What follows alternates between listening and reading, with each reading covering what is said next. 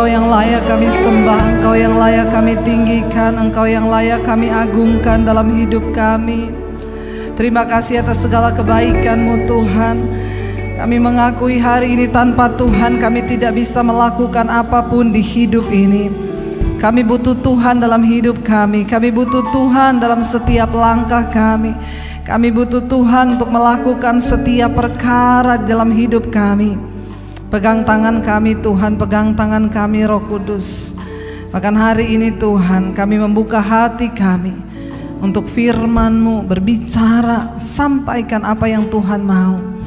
Bukan hanya itu, berikan kami kekuatan untuk menjadi pelaku-pelaku firman-Mu. Karena itulah yang Tuhan mau dari hidup kami. Terima kasih Bapa, urapi hamba-Mu yang tidak ada apa-apanya, urapi setiap kami. Di dalam nama Tuhan Yesus kami buka hati bagi firman-Mu, sama-sama katakan amin, amin, amin. Silakan duduk. Iya, haleluya, terima kasih. Saudara, ya kita percaya bahwa tanpa Tuhan kita tidak akan pernah bisa melewati hari demi hari. Bahkan hampir 2 tahun ya kita menjalani masa pandemi. Kalau kita masih ada sampai hari ini itu semua karena anugerah. Mungkin kita melihat orang di sekeliling kita, tetangga kita, bahkan saudara kita ada yang dipanggil Tuhan. Tapi kalau kita masih ada sampai hari ini, mari kita bertanya, kenapa kita masih hidup? Kalau kita masih ada sampai hari ini, mari kita bertanya, kenapa aku masih hidup Tuhan? Sebaliknya ketika kita melihat ada orang yang sudah dipanggil oleh Tuhan di masa pandemi, ya kita pun harus bertanya, kenapa dia yang dipanggil dan bukan aku? Gak main-main loh saudara, 2 tahun. Saya 2 kali kena COVID, bintang 2 saya. Bintang 2 COVID yang terakhir ya di bulan Juni itu kita kena yang varian Delta. Jadi karena saya waktu itu pulang ke Solo, saya ada pelayanan di Surabaya, saya mampir di Solo. Ketika saya mampir, kakak ipar saya sudah masuk rumah sakit karena COVID umur 48 tahun. Waktu kami pulang dari Surabaya, mampir sehari di rumah mertua, dapat kabar dia meninggal di rumah sakit Dr. Un ya. Saudara ya, umur 48 tahun gak ada sakit bawaan. Cepat sekali, kira-kira hanya seminggu di grup masih saya kena COVID satu keluarga. Ya berdoa, Mas makan loh ya, minum ya. Gak bisa, mual, tetap paksa makan, tetap paksa minum, gak bisa. Berapa hari tiba-tiba lemes.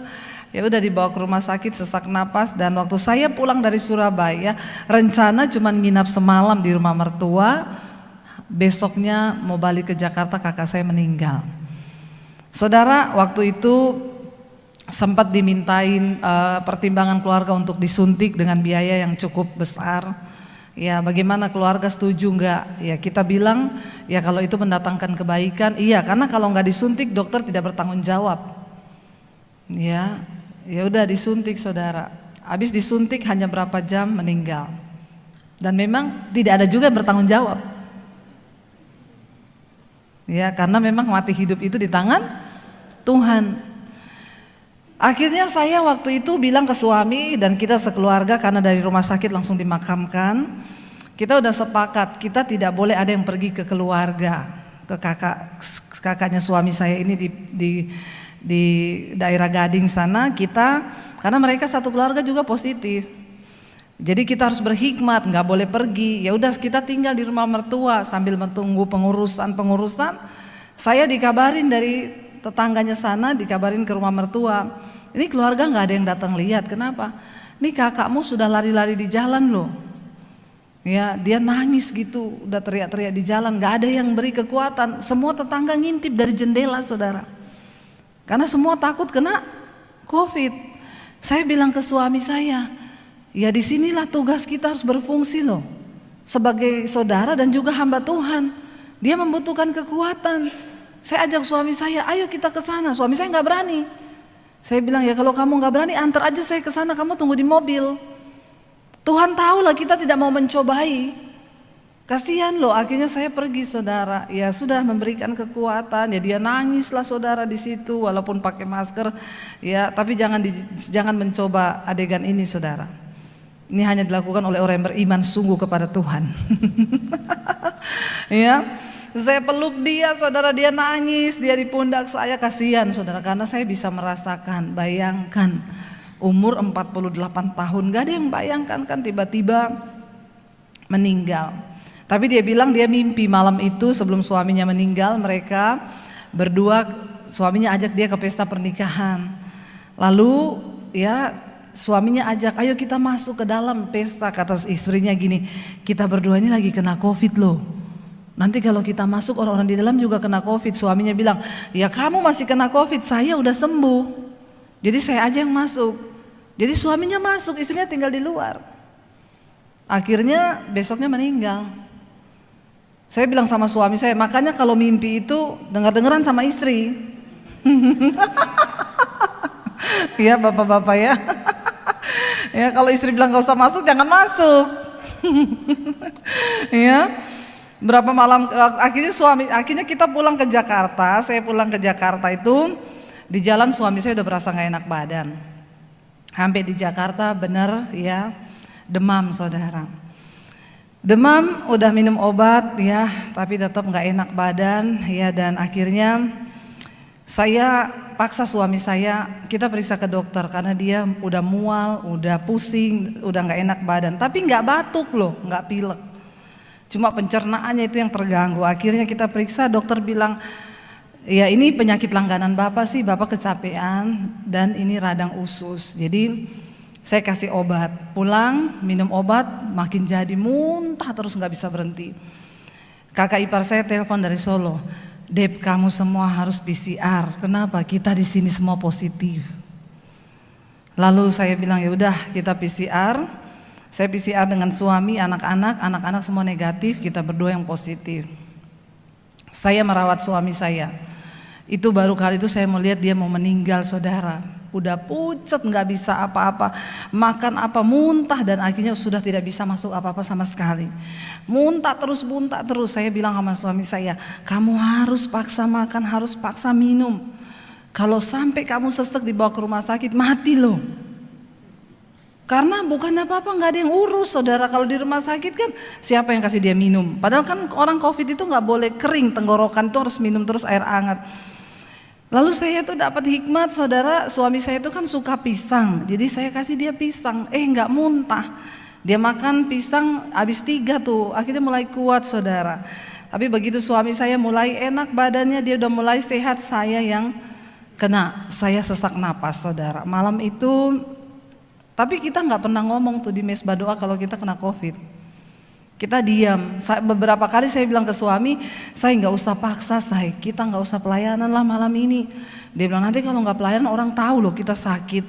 Ya nggak apa-apa lah, orang memang sakit kok. Nggak. Pokoknya suami saya bilang selama napasku masih berhembus, aku mau tetap melayani Tuhan. Pernah sekali di depan laptop dia muntah saudara, dan itu laptop basah semuanya.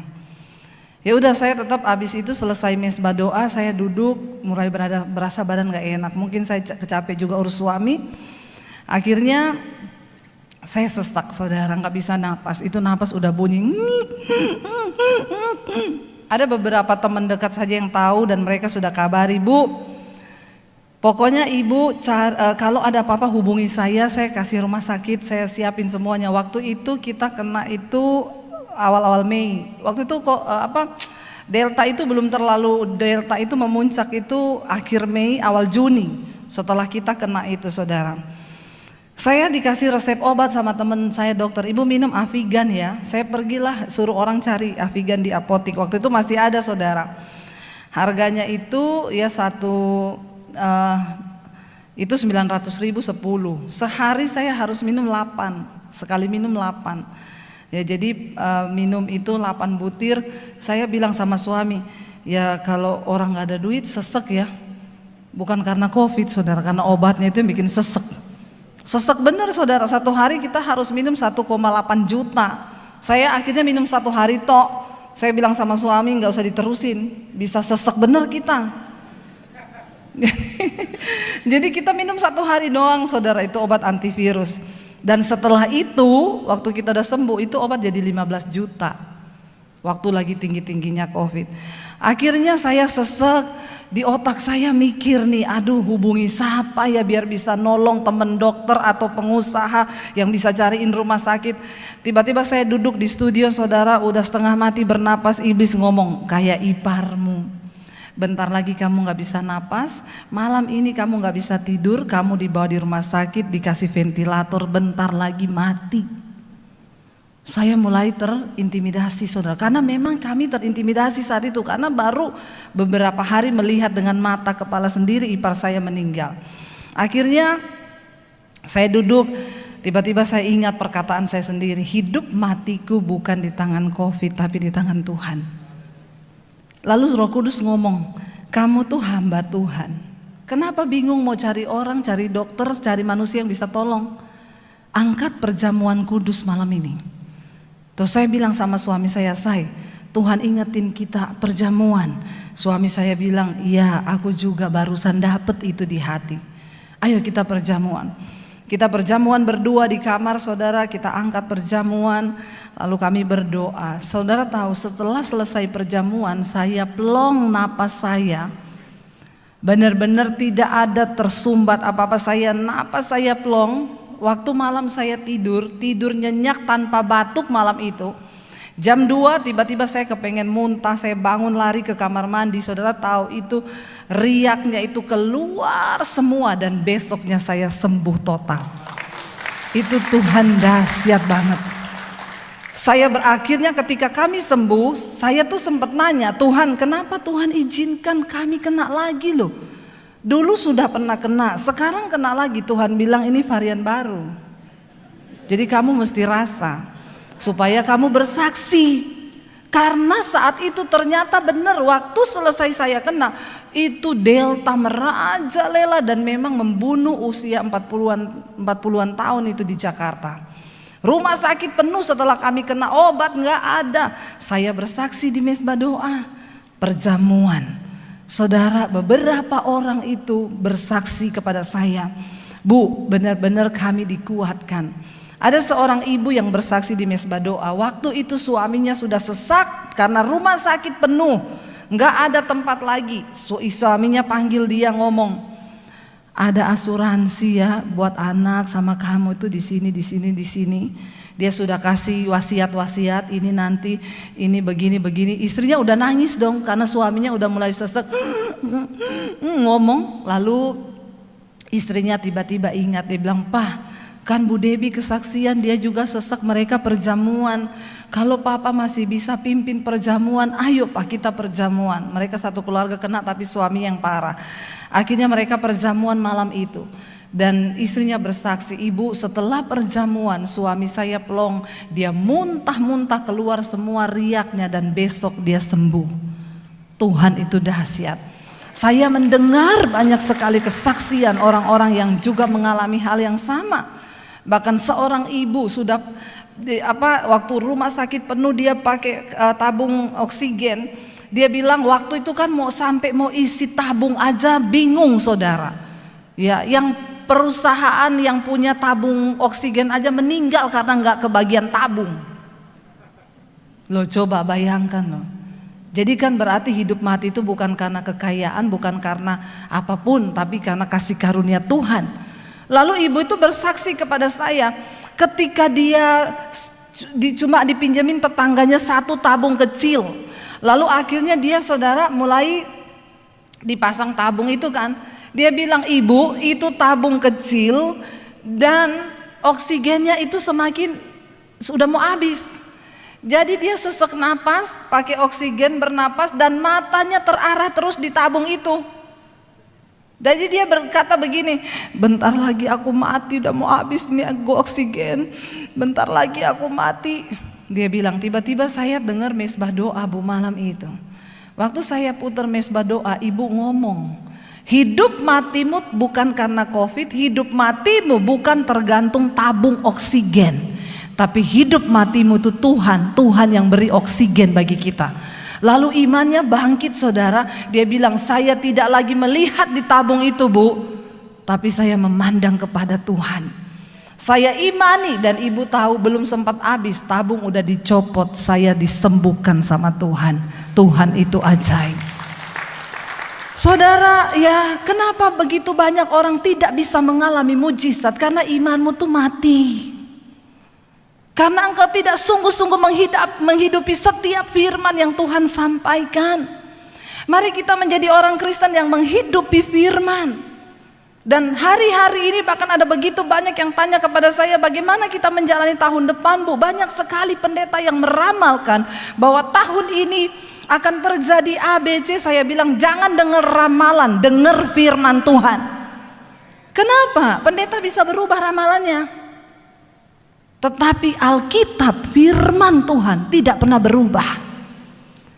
Dan dia sanggup melakukan apa yang Tuhan suruh. Saya berkatakan, tahun ini apapun yang saudara dengar, tetap imani firman Tuhan. Karena Tuhan berkuasa melakukan firman-Nya dalam hidup kita. Enggak usah peduli kanan kiri, lakukan bagian kita. Apa bagian kita?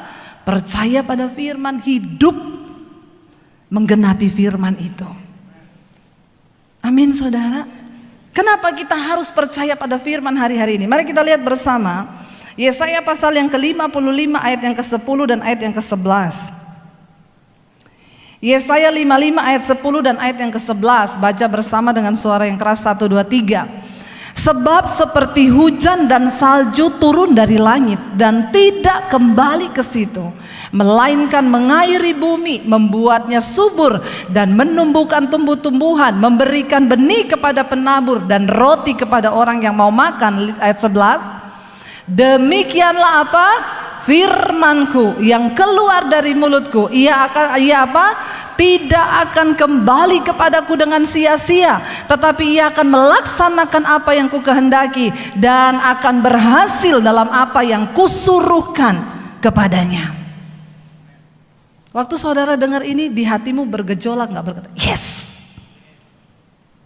Kalau hatimu membaca ini bergejolak, berarti engkau menghidupi firman. Tapi kalau engkau cuma baca biasa aja, cuma ya demikianlah firmanku yang keluar dari mulutku, ia tidak akan kembali kepadaku ya dengan sia-sia, tetapi ia akan baca firman itu, hidupi saudara. Ya, katakan yes, aku percaya. Seperti hujan dan salju yang turun dari langit dan tidak pernah kembali ke sana, tetapi mengairi bumi, membuatnya subur, membuat tanaman dan tumbuh-tumbuhan tumbuh. Demikianlah firman Tuhan. Ayo kita jadi orang Kristen yang mengimani firman, yuk. Jangan cuma jadi Kristen agamawi yang beribadah masuk keluar tapi tidak pernah mengalami kuasa firman. Perkatakan firman itu. Kenapa saya mau bersaksi kepada saudara? Saya sudah mengalaminya. Tidak ada perkara yang terlalu sulit bagi Tuhan. Tidak ada yang sukar bagi firman-Nya. Dan ayat ini berkata, Tuhan berkata, demikian juga firmanku, ya, tadi di atas sana ayat 11 berkata, tolong ditayangkan lagi, tidak usah dihapus ya. Demikianlah firmanku yang keluar dari mulutku, ku huruf besar di sana, mulut Tuhan, tidak akan kembali kepadaku dengan sia-sia, tetapi ia, firman itu akan melaksanakan apa yang ku kehendaki, ya, dan dia akan berhasil dalam apa yang kusuruhkan kepadanya. Kalau firman Tuhan berkata, aku menyertai kamu dan akan membuat apa yang dilakukan dengan tanganmu berhasil, tidakkah saudara percaya bahwa itu ya dan amin? Amin, saudara. Mari kita sungguh-sungguh menghidupi, berhenti menjadi orang Kristen yang cuma mendengar tetapi engkau tidak menghidupi. Saya bersaksi tadi pagi, awal pandemi saya bilang ke suami, hal yang terburuk adalah kita pulang Solo, jual rumah di Jakarta. Tapi kita patut bersyukur, masih ada yang bisa kita jual. Dulu enggak ada yang bisa saya jual. Ya, saya enggak punya emas batangan, punyanya satu Mas Daniel. Ya, timbangannya berat sih 80. Ya, tapi kalau Mas murni kan semakin berat semakin mahal. Mas Daniel enggak, makin berat makin turun harga. Ya, saya bilang enggak ada yang bisa kita jual dulu. Sekarang kita bisa jual rumah, ada mobil. Di masa pandemi kita enggak tahu bagaimana kita menjalani hidup. Tapi saya bersyukur Tuhan ada yang bisa saya jual.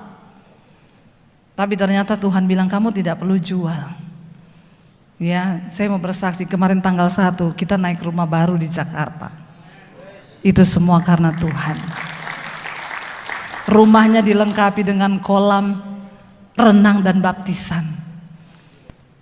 Sekarang udah beberapa, Bu saya mau baptis, Bu saya mau baptis. Siap, di rumah saya sudah ada tempat baptisan. Dulu saya bingung, kalau orang mau baptis cari kolam renang kemana ya.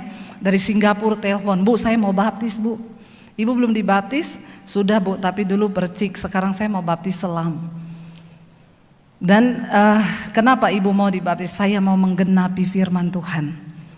Saya bilang oke, saya lagi ada di Bandung sekarang, ibu di mana? Baik Bu, saya terbang ke Indonesia, ibu lagi ada di hotel apa, saya cari ibu. Cuman datang baptis pulang ke Singapura saudara, untuk menggenapi firman Tuhan. Saya melihat bagaimana Tuhan bekerja. Saya kemarin pelayanan di New York, ada seorang ibu telepon saya, Bu Debbie, aduh saya sangat bergembira tahu ibu ke New York. Kenapa? Tuhan menjawab doa saya Bu. Kenapa? Saya mau dibaptis Bu, rencana tahun depan saya mau pulang ke Indonesia. Saya mau cari ibu untuk baptis saya. Tapi Tuhan begitu baik, Tuhan yang kirim ibu datang ke New York untuk baptis saya. Di New York saya baptis orang di laut saudara. Kenapa? Karena firman Tuhan mengubahkan. Dia bilang saya dengar khotbah ibu, hidup saya diubahkan Bu. Saya baru tahu bagaimana menjadi Kristen yang benar untuk menghidupi firman Tuhan. Dan saya diubahkan. Bukan cuma diubahkan, saya melihat bagaimana pemeliharaan Tuhan di dalam hidup saya. Saya mau dibaptis untuk menggenapi firman. Baptis saudara. Ini udah pada banyak yang masuk, Bu mau baptis dong, siap, di rumah saya udah siap kolamnya. Kapan mau dibaptis? Nanti akhir bulan sudah ada 2 orang yang mau baptis. Cuma demi apa? Kami mau menggenapi firman. Saya bersyukur di mesbah doa itu setiap hari jemaat yang menyaksikan 70.000 ya, pagi malam 70.000. Dan itu dari berbagai denominasi gereja.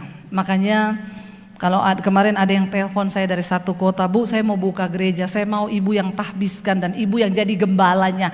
Oh maaf, saya belum terpanggil untuk menjadi gembala di gereja lokal, tetapi saya menjadi gembala online. Buat semua saudara, ya, jadi saya tidak mentahbiskan gereja. Tapi mungkin saya akan pikirkan nanti ke depan kita bikin mesbah doa di Makassar, di Manado, di beberapa tempat sampai ke luar negeri saudara. Januari ini saya udah diundang ke LA, ada 100 gereja yang pengen diberkati. Saya bilang belum, saya masih fokus untuk menyelesaikan studio sampai Februari, mungkin Maret atau April baru saya bisa ke sana. Satu yang membuat saya bergembira, mendengar orang-orang diubahkan karena firman. Karena firman mereka diubahkan. Ada beberapa orang yang sudah mau hancur rumah tangga, tapi kemudian istrinya meresponi firman, lalu dia mengimani bahwa suaminya bisa dipulihkan. Dan apa yang terjadi saudara? Suaminya bertobat kembali dan rumah tangga mereka dipulihkan. Saya mendengarkan banyak kesaksian ibu-ibu yang tadinya suaminya suruh doa aja susah, tetapi karena melihat, saya bilang, Bu, ibu tidak usah paksa suamimu berubah. Nggak ada satu orang pun yang sanggup mengubah hidup orang, Bu. Ibu fokus kepada dirimu, rubah dirimu sesuai firman. Maka ketika engkau mengubah hidupmu, perubahanmu berdampak. Suamimu akan bertanya, siapa yang mengubah engkau? Lalu Bu, bagaimana suami saya ini selingkuh terus? Doakan bawa sama Tuhan. Sudah Bu, tapi Tuhan gak jawab-jawab. Doanya begini, Tuhan hajar suamiku Tuhan, supaya dia bertobat. Satu kali ada bapak-bapak telepon saya, ini pendeta Debbie Basir. Iya. Pendeta macam apa kamu itu? Kenapa Pak? Istri saya bilang ibu suruh dia doakan saya, hajar suamiku Tuhan, supaya dia mengerti kebenaran. Loh Pak, maaf ya, Bapak tuh jangan terlalu pede ya Pak. Kenapa Bu? Sorry Pak, Alkitab berkata Tuhan menghajar orang yang dikasihi dan dianggap anak. Kalau Bapak masih dikasihi dan dianggap anak, Bapak dihajar. Tapi kalau enggak, dibiarin, nanti lu mati sendiri Pak. Langsung teleponnya ditutup. Tit tit tit nit nit nit nit nit nit. Ya, maaf, kamu enggak ngerti firman. Tuhan menghajar orang yang dia kasihi dan dianggap anak. Kalau dia masih mengasihi engkau, masih dihajar. Tapi kalau udah enggak, bahaya. Kita perlu kasih tahu kebenaran ini. Makanya saya sampaikan apa yang murni kepada umat Tuhan, kepada jemaat, supaya kamu tuh kita nih ngerti firman. Saya selalu bilang jangan titip doa sama pendeta. Saya di Amerika, gembalanya bilang, Bu nanti habis khotbah ibu bisa mendoakan jemaat yang minta didoakan. Oh enggak Pak, kalau itu jemaat yang ikut mesbah doa, mereka sudah tahu saya tidak pernah menerima titipan doa. Ngerti ya? Kenapa? Tuhan menunggu engkau secara pribadi datang kepada Dia. Saya tidak mungkin mendoakan mereka. Jadi Bu, enggak antri didoakan, enggak antri apa? Antri foto saja. Antri doa kagak. Saya enggak menerima. Apalagi ada yang datang, doakan suami saya Bu. Namanya siapa? Bambang Bu. Ada nama Bambang sini? Kayaknya banyak ya kalau di Solo. Saya bilang maaf Bu, saya tidak akan mendoakan suamimu Bu. Kenapa? Bisa goyah rumah tangga saya. Kalau saya berdoa buat suamimu ya, Tuhan Bambang, Tuhan Bambang. Suami saya lewat, siapa itu Bambang? Rumah tangga saya retak gara-gara mendoakan suami ibu. Dan saya tidak mungkin berdoa buat suamimu dengan hati, karena saya tidak mencintai suami ibu, amin. Doa yang seperti apa yang menggetarkan sorga? Doa yang lahir dari hati yang murni. Dan itu cuma bisa didoakan sama istrinya. Saya tidak mungkin berdoa buat Joko, buat Bambang. Siapa itu? Ya saya berdoa buat suami saya, Daniel Tuhan. Itu pun Daniel suamiku Tuhan. Ya puji Tuhan sekarang sih saya sudah tidak berdoa buat dia sampai yang minta pertobatan atau apa ya. Karena memang kita sudah sama-sama dalam Tuhan. Jadi ayo kita mengerti. Ayat ini berkata, seperti salju dan air hujan yang turun dari langit tidak pernah kembali dalam bentuk salju atau hujan lagi naik ke atas. Tetapi dia mengairi bumi, memberikan kehidupan dan menjadi berkat bagi bumi, bagi tanah. Demikian firman yang keluar dari mulut Allah. Itu tidak dapat ditarik kembali. Tetapi dia akan melaksanakan apa yang dia ucapkan itu, dan dia akan berhasil. Ayat ini berkata, dan akan berhasil dalam apa yang kusuruhkan kepadanya. Wow, kalau kita membaca ayat ini kita melihat ya, firman itu seperti seorang pribadi. Tuhan bilang akan apa yang kusuruhkan kepadanya. Yang bisa disuruh itu kan berarti orang atau pribadi. Berarti firman itu hidup. Firman itu punya kuasa. Perkatakan saudara. Perkatakan. Saya ketemu satu orang pengusaha. Ya, pengusaha kaya saudara. Punya tambang. Lalu saya diajak makan. Cuma kebetulan saya pelayanan di satu gereja, ketemu istrinya, Bu boleh kita makan malam di luar, udah mau pulang. Oh iya, oke, yuk makan. Makan, suaminya itu telepon terus. Biasakan orang kaya. Orang kaya itu telepon terus. Itu iya saya kan sudah bilang. Lah itu gimana kemarin yang tender itu tutup bunyi lagi. Aduh itu kan anak buah gimana? Anak buah gimana? Kirim ini tutup lagi. Telepon lagi. Saya kan udah ngomong. Saya capek saudara. Lihat orang ini model begini nih, capek saya. Setelah selesai dia tutup, maaf ya Bu Pendeta, biasa Bu, aduh urusannya. Saya bilang, saya kasihan loh lihat Bapak. Kenapa? Mau makan aja gak sempet. Bapak kaya tapi gak diberkati. Bapak perlu berdoa supaya Bapak jadi orang yang diberkati. Jangan cuma jadi orang kaya. Terus dia bilang, oh iya, saya baru kali ini loh ketemu hamba Tuhan ngomong begini. Biasanya ngomongnya manis, saya gak manis Pak. Karena saya juga bosan lihat Bapak dari tadi telepon terus. Kita kan makan juga terganggu ya saudara. Pengen makan enak. Aduh itu gimana ya? Saya jengkel juga, saya keselak terus kan. Terus dia bilang, saya senang loh ketemu ibu loh, saya senang loh. Karena selama ini saya kalau ketemu hamba Tuhan itu ngomongnya manis terus Bu. Tuhan memberkati Bapak, usahanya lancar. Saya bukan tipe begitu Pak. Saya cuma kasihan lihat Bapak kaya tapi tidak diberkati. Jadi Bapak perlu berdoa, minta karunia untuk bisa menikmati. Karena Pak Alkitab berkata, bahkan untuk menikmati jerih payahmu itu adalah anugerah Tuhan. Jadi sayang kalau Bapak dikasih anugerah untuk cari duit, tapi nggak dikasih anugerah untuk menikmati. Itu salah Pak, dan saya harus kasih tahu ini. Terus dia bilang gini, saya suka Bu. Jadi awalnya itu yang dengar khotbah itu istri saya Bu. Dia tuh tiap malam dengerin khotbah Ibu terus di tempat tidur. Saya bosen Bu, saya putar YouTube yang lain kenceng juga. Tapi lama-lama saya dengar, saya jadi seneng. Kenapa? Ibu tuh ngomong nggak dipikir. Kurang ajar saudara. Ya, Pak, saya ngomong nggak dipikir tuh berarti saya nggak punya otak loh Pak. Saya ini punya otak loh Pak, saya mikir, tetapi saya menyampaikan apa yang firman Tuhan suruh. Kenapa? Saya tidak punya kepentingan apa-apa sama Bapak, saya punya kepentingan dengan jiwamu. Lalu dia mulai merenungkan, ternyata setelah perkataan itu dia pulang, dia renungkan saudara. Dia bilang betul juga ya yang Bu Debbie ngomong itu ya. Saya ini diberkati tapi saya ini kaya, tapi tidak diberkati. Kayak yang saya sampaikan di sini dulu, masih ingat nggak? Penjaga villa sama yang punya villa, ya penjaga villanya menikmati kolam renang, makan pisang goreng, minum kopi di pinggir kolam. Yang punya kolam, yang punya villa di Jakarta, cekot, mau makan aja ditelepon terus. Tapi yang penjaga villanya, anaknya berenang, sudah nak, bapaknya ngopi, enak ya nak, bapak renang dong, oke, bapaknya terjun, enak banget nak saudara. Itu loh orang yang diberkati itu begitu. Yang punya villa di Jakarta ditelepon, Pak villanya listriknya habis. Ya udah berapa ya? 3 juta, oke saya transfer. Pak villanya bocor, berapa? 5 juta, oke saya transfer. Belum dikejar-kejar pajak. Yang penjaga villanya tiap hari berenang, gak pernah mikir villa rusak. Bener gak? Masih dapat gaji utuh, anaknya berenang. Jadi siapa yang dapat karunia menikmati? Penjaga villanya atau yang punya villa?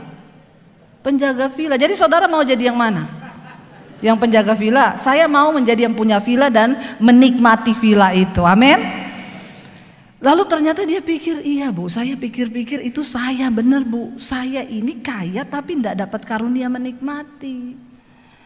Lalu akhirnya dia mulai menghubungi saya. Hari-hari ini dia merasa lapar dan haus akan Tuhan. Ya, dan dia merasa ternyata selama ini apa yang dia cari, harta, kekayaan itu benar, tanpa Tuhan gak ada arti. Saudara cuma capek. Saya bilang, Bapak ingat loh. Bapak ingat ya, Bapak kaya ya, pengusaha tambang, lagi telepon mati Pak. Siapa yang menikmati semua kekayaanmu? Dan engkau tidak sempat punya hubungan dengan Tuhan. Mintalah supaya engkau menjadi orang yang menikmati. Ayat ini berkata Tuhan menyuruh firman-Nya melakukan sesuatu bagi kita. Dan ketika firman itu sudah diucapkan, firman itu berkuasa loh. Saya ke Amerika saudara, tiba-tiba kan jadi saya ke Amerika waktu yang tadi pagi saya saksikan. Dikirimin tiket bisnis kelas Qatar. Saya kaget saudara. Jadi saya harus pelajari dulu di YouTube tombol-tombolnya. Takut salah pencet, pintu darurat kebuka. Bahaya saudara. Jadi saya pelajari dulu ya. Wah naik Qatar saudara, puji Tuhan menikmati berkat ya. Saya bilang sampai di sana akhirnya saya di Amerika diajak ke Broadmoor, itu hotel di Colorado yang diinepi presiden-presiden Amerika. Obama, Donald Trump, Ratu Elizabeth nginap di sana. Saya sejenak merasakan semua. Lalu ditelepon, Bu, Ibu mau ke Niagara enggak? Oh mau. Baik, saya cari tiket ya Bu, tapi Ibu akan pulang besok ya. Akhirnya saya ditelepon, enggak jadi Bu, kenapa? Tiketnya itu nanggung, cuma 1 kali penerbangan, jadi Ibu harus nginep. Berarti kan enggak bisa karena Ibu harus pulang ke Jakarta. Yaudah enggak apa-apa, nanti next time aja saya balik lagi ke sini. Tiba-tiba malam, Bu, jadi ya besok jam 7 dijemput sopir saya ya. Katanya nggak ada pesawat, ada Bu, saya booking private jet buat Ibu. Saya pikir cuma Syahrini yang bisa naik private jet. Iya.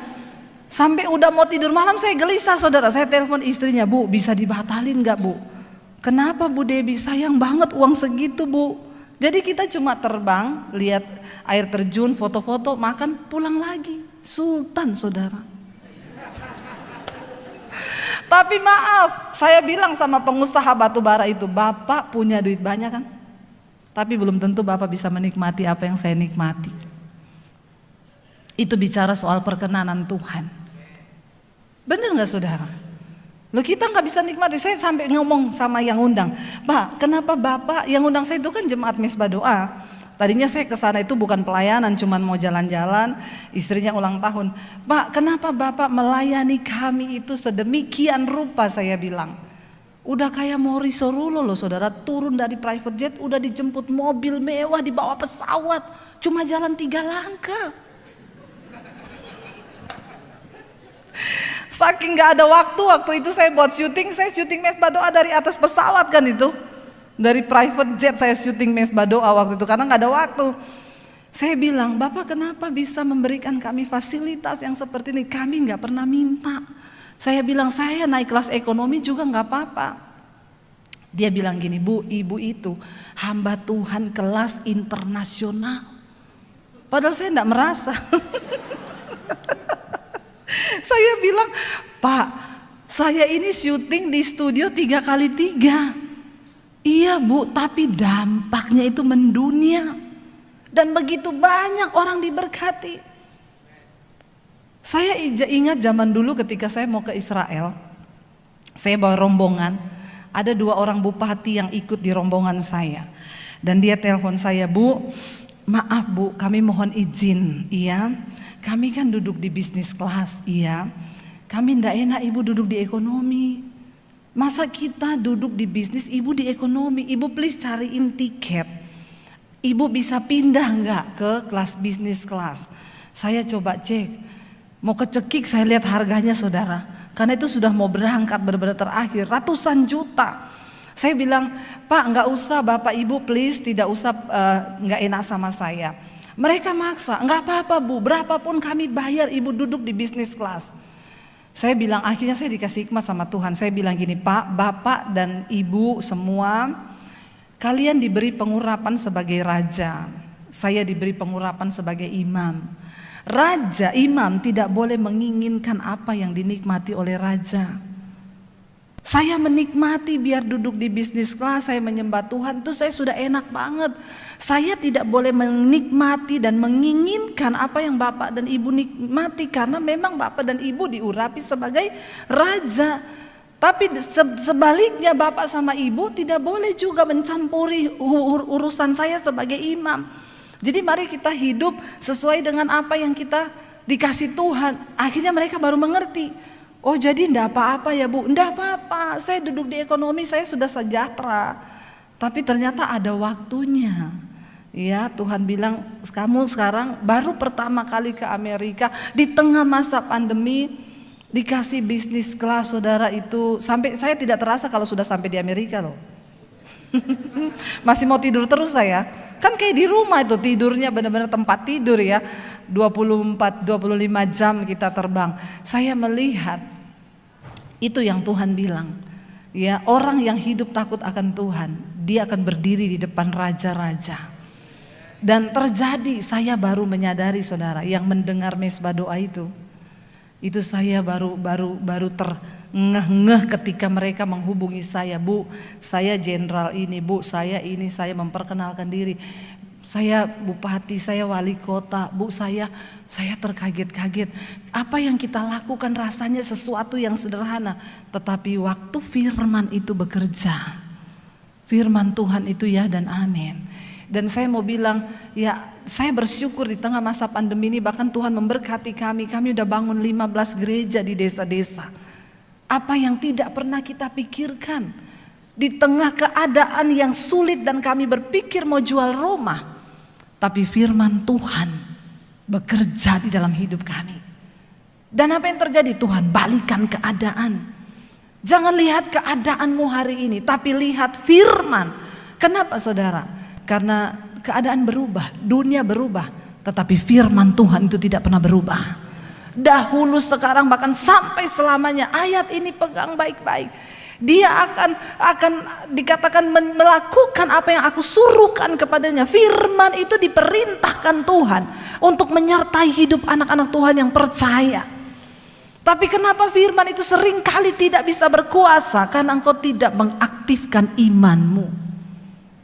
Perkatakan itu kepada Tuhan, ya. Perkatakan itu kepada hidupmu, kepada keadaanmu. Jangan pernah datang kepada Tuhan dan bilang, Tuhan, masalahku terlalu besar. Datang pada masalahmu dan bilang kepada masalahmu, aku punya Tuhan yang lebih besar daripada engkau masalah. Itulah orang yang beriman. Kita memandang dari cara pandangnya Tuhan, bagaimana hidup ini saudara. Ya, lalu saya pengen kita baca, baik itu adalah janji firman Tuhan, tetapi yang berikutnya kita lihat 2 Timotius pasal yang ketiga. Apa sih faedah dari firman Tuhan dalam hidup kita sehingga kita harus sungguh-sungguh percaya? 2 Timotius 3 ayat yang ke-15 sampai ayat yang ke-17. 2 Timotius 3 ayat 15 dulu, firman Tuhan berkata begini saudara. 2 Timotius 3 ya ayat 15, baca sama-sama. Ingatlah bahwa apa? Dari kecil engkau sudah mengenal apa? Kitab suci yang dapat memberi hikmat kepadamu dan menuntun engkau kepada keselamatan oleh iman kepada Yesus Kristus. Ini diucapkan Rasul Paulus kepada Timotius sebagai anak rohaninya. Dia sedang memberikan sebuah kekuatan kepada Timotius. Kamu jangan goyah imanmu, jangan sampai terguncang karena banyaknya tekanan di dalam pelayanan. Tetapi Rasul Paulus memberikan kekuatan kepada Timotius sebagai anak rohaninya. Dia bilang, ingatlah, karena dari kecil engkau sudah mengenal kitab suci yang dapat memberikan hikmat kepadamu dan menuntun engkau kepada keselamatan. Yang pertama, firman Tuhan menuntun kita kepada keselamatan. Itu faedah firman Tuhan dalam hidup kita saudara. Firman itu menuntun kita kepada keselamatan. Di luar sana ada begitu banyak orang sedang cari selamat, tapi kita sudah punya penuntunnya, yaitu firman Tuhan. Ayat yang ke-16 berkata, di sana dikatakan apa? Segala tulisan apa yang diilhamkan Allah memang bermanfaat untuk apa? Yang pertama, mengajar, ya, untuk menyatakan kesalahan, lalu untuk memperbaiki kelakuan, dan untuk mendidik orang di dalam kebenaran. Ada seorang ibu yang WA kepada saya, Bu Debbie, saya ini sebelum menemukan channel YouTube ibu, saya merasa saya orang yang paling benar, Bu. Saya merasa saya yang paling benar, sehingga di rumah tangga itu saya berantem dengan suami, saya berantem dengan anak karena saya merasa saya paling benar. Tapi ketika saya mendengar khotbah dan firman yang ibu sampaikan, saya baru menyadari ternyata saya orang yang paling banyak salah. Lihat loh saudara, betapa bahaya ya kalau orang nggak ngerti firman. Saya ini Kristen dari kecil, Bu. Tapi saya baru mengerti firman yang benar waktu saya mendengarkan khotbah yang ibu sampaikan. Dia bilang, dulu saya merasa menjadi orang paling benar. Ketika saya mendengar firman yang benar yang ibu sampaikan, saya merasa menjadi orang yang paling banyak salah. Dan karena itu saya mulai minta Tuhan untuk ubahkan hidup saya. Firman itu yang pertama mengajar, sehingga orang yang tidak tahu itu akan dikasih tahu yang pertama kesalahannya. Susah kalau orang itu nggak pernah merasa salah. Susah kalau orang nggak tahu salahnya itu apa. Ya, anak saya itu lucu saudara. Jadi kemarin gurunya telepon sama saya kan, terima raport kan, masih online. Bu, mau kasih tahu anak ibu ya, iya ini dia sudah bagus nilai ini. Cuma ada nilai satu ini bukan pelajaran matematika, pelajaran apa gitu, tetapi ada soal matematika di dalamnya. Ini dia cuma dapat nilai 7 Bu, jadi dia harus meningkatkan diri supaya nanti ke depan dia bisa dapat nilai 8. Oh iya Bu, nanti saya akan ini dorong anak saya. Selesai saya panggil anak saya, Dek, ini kamu kenapa dapat nilainya kurang, kata gurumu di sini. Ya lagian Mam, pertanyaannya gini, coba Mami jadi aku, Mami jawabnya gimana? Budi, ya, pada malam hari Budi disuruh untuk membawa galon gas, tabung gas, ya. Budi disuruh membawa 40 tabung gas, satu tabung berisi 25 kilo. Dan Budi harus mengangkat lewat lift. Nah, lift itu hanya bisa memuat berapa kilo? Pertanyaannya, Berapa kali Budi harus bolak-balik ya? Kapan Budi bisa menyelesaikan pekerjaannya? Anak saya jawabnya apa saudara? 1 kali aja, yang lainnya besok karena udah malam. Bener sebenarnya anak saya kan? Loh dia enggak salah loh saudara. Saya bukan membela anak saya, tapi kalau kita lihat dari cara pandang yang berbeda, kan tidak semua anak itu begitu dapat nilai itu dia mandangnya langsung. Kalau memang anaknya otak kirinya kuat, dia langsung oh ini berarti 3 kali ini 40 bagi itu berarti bagi ini, kan memang dia langsung dapat. Tapi berarti kan anak saya ini dia punya cara pandang yang berbeda kan. Dia jawabnya besok aja, sekali tok karena sudah malam. Saya bilang kalau mami gurumu tak kasih nilai 10 loh nak, nanti tak kasih nilai 100 kamu. Lo anak itu kan berbeda-beda saudara. Ya tetapi kalau namanya ikut pelajarannya ya memang dia salah dia. Ya, saya tuh dipanggil guru matematika, gurunya anak saya. Anak saya yang nomor 2 itu memang umurnya kan kurang waktu kita masukin. Jadi saya bilang, Pak ini belum umur sih, tapi masukin aja. Jadi kalau dia tinggal kelas enggak apa-apa, tinggalin aja karena memang belum umurnya. Lalu masuklah dia sekolah. Saya dipanggil sama gurunya. Anak saya pertama cerita, Mam aku diteriakin guru di kelas, bodoh. Saya paling marah saudara kalau anak saya itu dibilangi bodoh. Karena sebagai orang tua aja saya nggak pernah ngutuki anak saya bilang bodoh. Jangan engkau kutuki anakmu. Lalu dipanggil saya sama gurunya. Ibu datang ke sekolah, saya datang. Pak yang pertama tarik ucapan bapak sama anak saya, ngomong anak saya bodoh. Terus memang dia tuh bodoh bu, ini ya matematikanya. Berarti bapak pinter. Saya mau tanya bapak ya, itu anak saya yang bapak bilang bodoh. Dia pulang ke rumah pak, dia dengerin YouTube main piano. Dia praktekin di piano pak, dia langsung bisa main. Bapak nanti saya ajak ke rumah saya. Saya suruh bapak dengerin YouTube, bapak main piano. Kalau bapak bisa main piano, saya bilang bapak pinter. Bapak tidak boleh menghakimi anak itu sesuai dengan apa yang bapak pikir. Karena anak itu ada 2. Satu otak kanannya yang tinggi, satu otak kiri. Kalau dia otak kanannya yang tinggi, ya dia memang langsung bisa cepat hitung-hitungan matematika apa segala macam. Tapi saudara kan anak beda-beda. Lalu dia bilang, lah kalau anak ibu tinggal kelas, enggak apa-apa pak, saya bayar lagi sekolahnya kan. Tapi jangan pernah ngomong anak saya bodoh. Saya selalu bilang kepada anak-anak saya, mami sama papi tidak menuntut kalian harus ranking di sekolah. Tetapi kamu harus mengerti nilai kehidupan di hidup ini. Karena orang pintar di akademis belum tentu dia pintar menjalani kehidupan. Jangan salah saudara. Tapi yang bahaya itu kalau orang tuh gak ngerti salahnya terus dan dia merasa benar. Nah firman Tuhan memberikan kita pengajaran tentang kesalahan sehingga kita tahu. Ibu itu bilang, waktu saya tahu kesalahan saya bu, saya mencoba bilang ke Tuhan, aku mau berubah Tuhan. Saya mau berubah dalam hal ini. Lalu dia mengalami perubahan dan apa yang terjadi? Tidak ada lagi pertengkaran di dalam rumah. Suaminya jadi mengasihi dia. Kenapa? Karena dia sibuk mengubah dirinya waktu dia mengerti tentang kesalahannya. Cuma firman Tuhan yang bisa ngomong kesalahan kita. Istri, engkau pun tidak pernah akan bisa ngomong ke suamimu tentang kesalahannya. Karena dia gak akan pernah bisa ngerti. Satu kali saya dapat telepon dari luar negeri dari seorang bapak. Dia nangis, Bu Debbie saya mau berterima kasih sama ibu. Kenapa? Saya ini tinggal di satu kota di luar negeri. Bu, saya tadinya mau bunuh diri. Keadaan ekonomi yang melilit kami karena keuangan dan masa pandemi. Di tengah masa pandemi keuangan saya sudah jatuh, istri saya cerewet, kami berantem terus. Lalu saya ketemu seorang wanita dan saya jatuh dalam perselingkuhan. Dan ketika saya berselingkuh semakin hidup saya tidak sejahtera. Ya dosa pasti akan mencabut damai sejahteramu. Karena itu jangan coba-coba bikin dosa. Bapak-bapak jangan terlibat di dalam dosa perselingkuhan, kenajisan.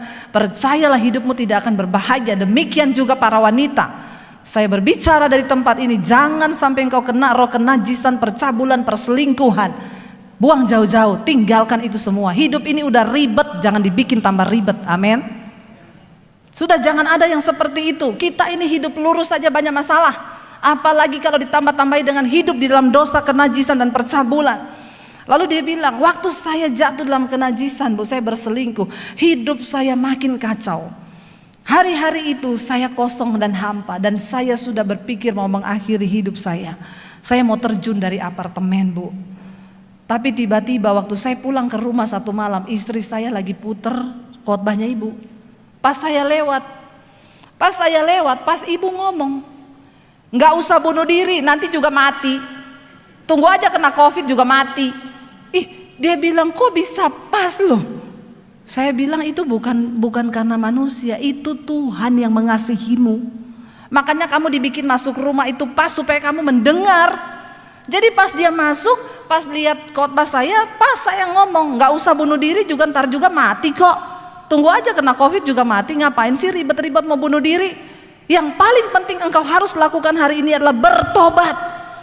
Dia bilang, Ibu, waktu saya dengar itu saya kembali masuk ke mobil, saya nangis di jalan, Bu. Saya nyetir sambil nangis, saya mengalami Tuhan secara pribadi. Saya bertobat. Saya banyak mendengar, saudara, orang-orang yang putar khotbah di mobil itu mereka dilawat Tuhan. Kenapa? Firman. Apa yang Allah suruhkan kepada firman itu tidak akan pernah berlalu dengan sia-sia waktu engkau buka hati. Karena itu hari ini, saudara, bahkan dikatakan di sana, dan dia juga sanggup, bukan cuma menuntun kita dalam jalan kebenaran, bukan cuma menyatakan kesalahan, dia sanggup memperbaiki kelakuan. Kalau udah terlanjur rusak, firman sanggup memperbaiki. Tidak ada kata terlambat. Saya ini dulu rusaknya minta ampun, hancur babak belur. Waduh, kayak kalau besi itu kayaknya udah remuk, saudara. Tapi firman itu sanggup meluruskan kembali satu persatu. Diluruskan oleh firman. Tidak ada hidup yang terlalu hancur kalau engkau mau kembali melakukan firman Tuhan. Dia sanggup memperbaiki, bahkan mendidik orang dalam jalan kebenaran. Yang terakhir ayat 17 bilang apa, saudara? Dengan demikian tiap-tiap saudara dan saya ini diperlengkapi. Kita ini tiap-tiap manusia kepunyaan Allah. Kita diperlengkapi untuk apa? Setiap perbuatan baik. Hanya ketika kita mau menjadi pelaku firman, hidupmu akan berdampak bagi banyak orang. Saya selalu bilang kepada anak-anak saya, ayo, mami gak tuntut apa-apa, tapi yuk hidup berdampak bagi orang lain. Kalau buat dirimu aja kamu gak berdampak, bagaimana kamu bisa berdampak bagi orang lain?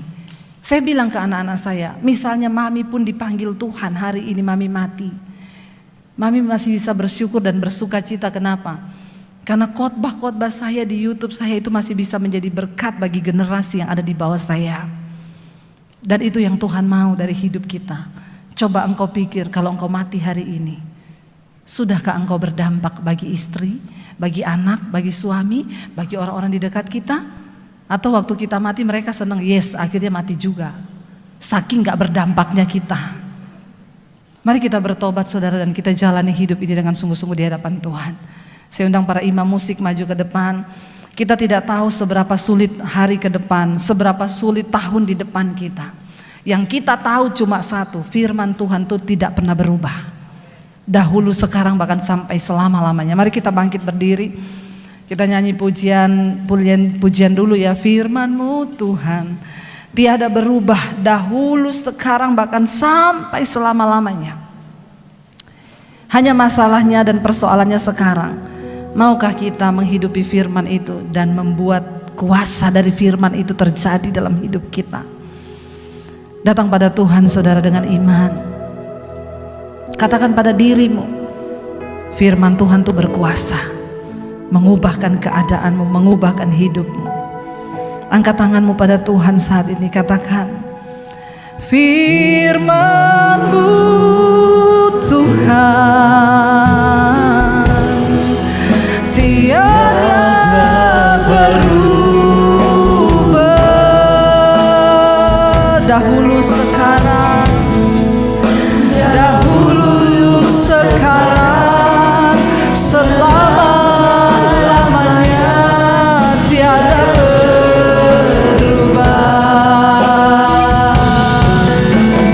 Firman-Mu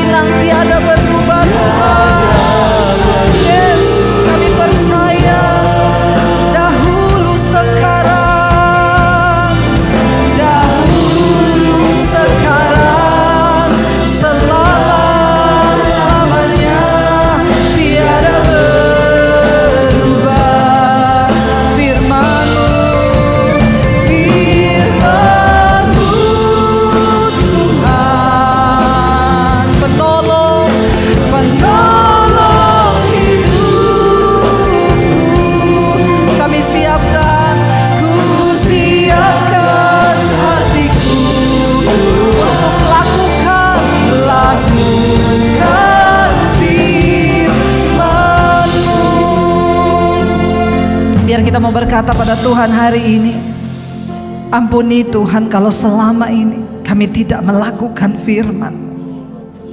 Tapi hari ini kami mau menjadi pelaku firman.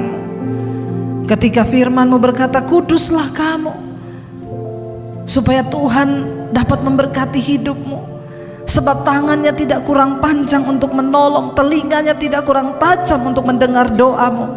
Tetapi dosamu itu loh yang menjadi penghambat berkat Tuhan atas hidupmu.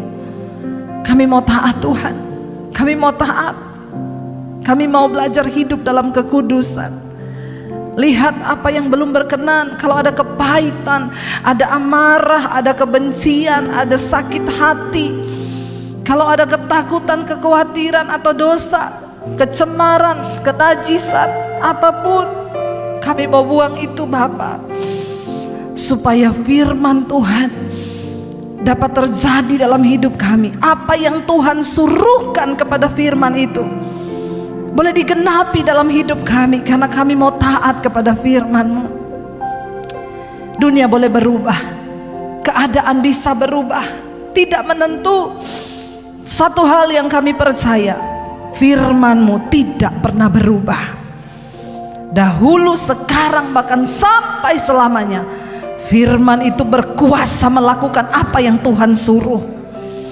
Ajar kami percaya hari ini bahwa keluarga kami sanggup Tuhan pulihkan, rumah tangga kami sanggup Tuhan pulihkan, anak-anak kami sanggup Tuhan pulihkan, usaha pekerjaan kami sanggup Tuhan pulihkan lewat kebenaran firman-Mu.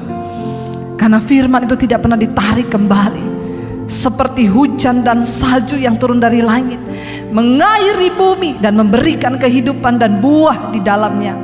Demikian firman Tuhan akan memberikan buah dalam hidup kami. Mampukan kami menjadi pelaku firman-Mu Tuhan. Mampukan kami untuk sungguh-sungguh percaya. Sekali lagi angkat tanganmu saudara, katakan di hadapan Tuhan, firman-Mu